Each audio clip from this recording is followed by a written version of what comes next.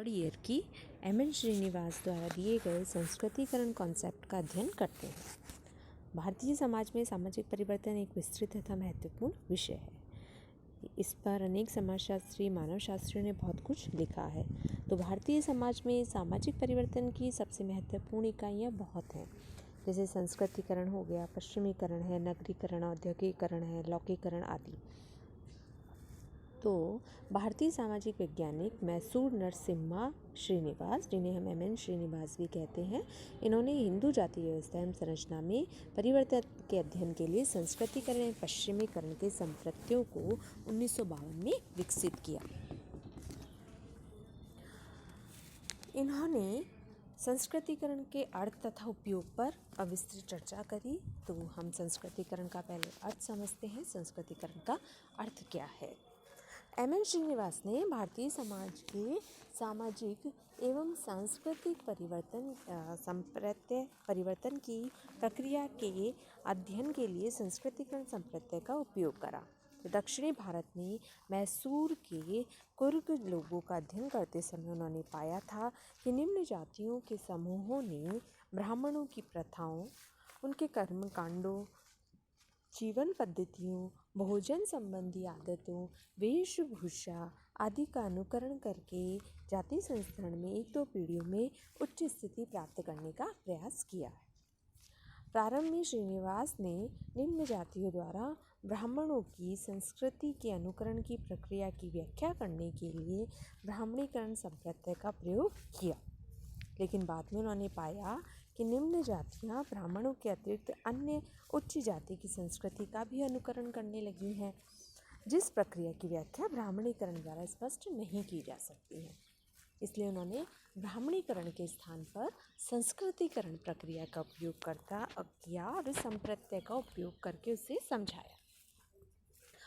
तो हम बात करते हैं अब संस्कृतिकरण की परिभाषा। तो एम.एन. श्रीनिवास ने अपने संस्कृतिकरण के कॉन्सेप्ट को religion and society in modern India, in religion and society among the Coorg of India के अंतर्गत तथा कास्ट इन मॉडर्न इंडिया के अंतर्गत इसे परिभाषित किया। संस्कृतिकरण की प्रक्रिया के संदर्भ में इन्होंने बताया कि यह एक गतिशील प्रक्रिया है, जिसमें निम्न जातियाँ शाकाहारी एवं मद्यपान निषेधों को अपनाकर एक दो पीढ़ियों में जाति संस्करण में ऊपर की ओर अग्रसित हो जाती है। इन्होंने समझाया कि ये ऐसी प्रक्रिया है जिसके द्वारा निम्न जातियाँ उच्च जाति, विशेषकर ब्राह्मणों के रीति रिवाजों, उनके संस्कारों, विश्वासों, जीवन विधियों एवं अन्य सांस्कृतिक लक्षणों व प्रणालियों का अनुकरण करती हैं। एम.एन. श्रीनिवास ने social change in modern India में तथा religion society among the Coorg of modern India दोनों के लिखने के पश्चात यह बताया था कि मैंने संस्कृतिकरण के ब्राह्मण प्रतिमान को आवश्यकता से अधिक महत्व दिया तथा दूसरे क्षत्रिय, वैश्य एवं शूद्र को नजरअंदाज किया। यानी इनका कहने का अर्थ है कि यह ज़रूरी नहीं है कि निम्न जातियाँ सिर्फ ब्राह्मणों के रीति रिवाजों को, उनके जीवन के तरीकों, उनकी जीवन शैलियों को ही अपनाए, अपितु वे क्षत्रिय, वैश्य तथा और अपने सेम जातियों को भी अनुसरण कर सकती है। एम.एन. श्रीनिवास के अलावा योगेंद्र सिंह ने भी संस्कृतिकरण के संदर्भ में लिखा है। उन्होंने बताया था कि समाजशास्त्रीय के अंतर्गत जो निम्न जातियाँ होती है वे उच्च जाति के गुणों का, उनके रीति रिवाजों को अपनाती है। एम.एन. श्रीनिवास ने बताया कि एक निम्न जाति जब एक या दो पीढ़ियों में शाकाहारी बनकर मद्यपान को छोड़कर तथा अपने कर्मकांड व देवकरण का अनुकरण करके उनकी संस्कृति प्रणाली में अपनी स्थिति ऊंची उठाने में समर्थ हो जाती है और तथा संक्षेप में जहाँ तक संभव हो ब्राह्मणों की प्रथाओं, अनुष्ठानों तथा विश्वासों को अपना लेती है। साधारणतः निम्न जातियों के द्वारा ब्राह्मणों की जीवन प्रणालियों को प्राय अपना लिया जाता है, यद्यपि सैद्धांतिक रूप से यह वर्जित था। तो तो इस प्रकार एम.एन. श्रीनिवास ने अपनी इस परिभाषा को विस्तृत करते हुए कंप्लीट करते हुए यह बताया था कि संस्कृतिकरण वह प्रक्रिया है जिसके द्वारा एक हिंदू जाति, एक निम्न हिंदू जाति या जनजाति, इसमें कोई जनजाति भी हो सकती है या कोई अन्य समूह भी हो सकता है, वे अपनी प्रणालियों, प्रथाओं, कर्मकांडों, विचार तथा जीवन के तरीकों को उच्च या अधिकतर द्विज जाति की दिशा में बदलती है। सामान्यतः ऐसे परिवर्तनों के बाद निम्न जाति संस्तरण की प्रणाली में स्थानीय समुदाय में परंपरागत रूप से जो स्थिति प्राप्त है उसे उच्च स्थिति का दावा करने लगती है।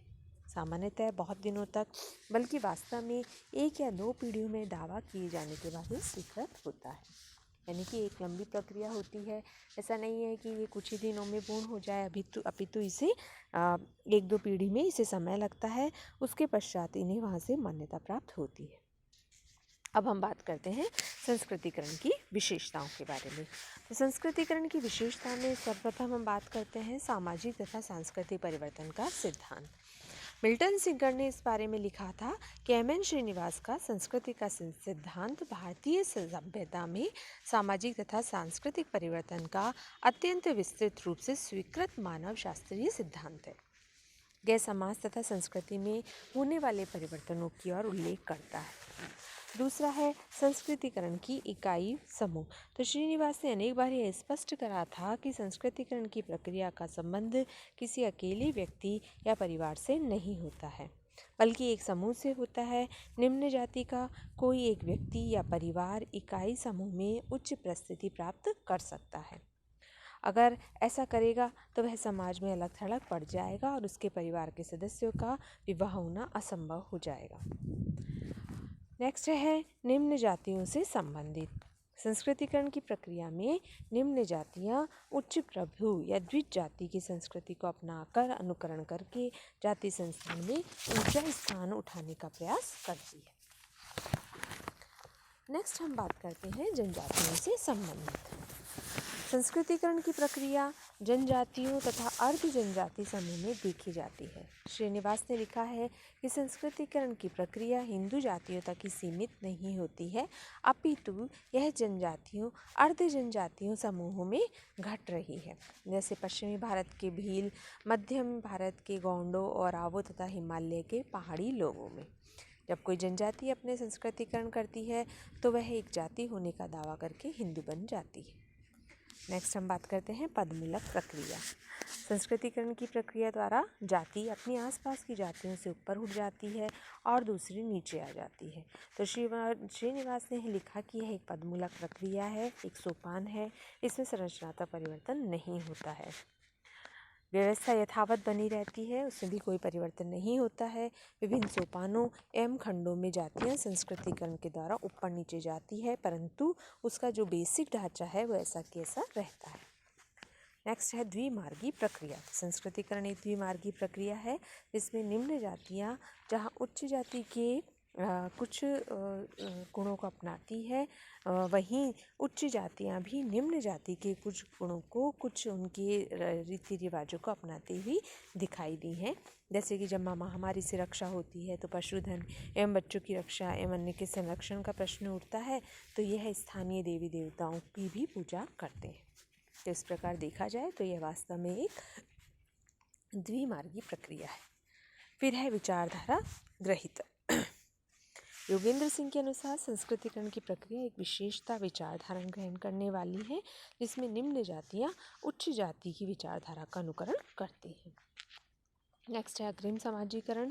तो संस्कृतिकरण एक विशेषता है जिसमें अब अग्रिम समाजीकरण की बात की गई है। इस प्रक्रिया में निम्न जाति इस आशा से उच्च जाति की संस्कृति को अपनाती है कि वह भविष्य में उस जाति की सदस्यता प्राप्त कर लेगी।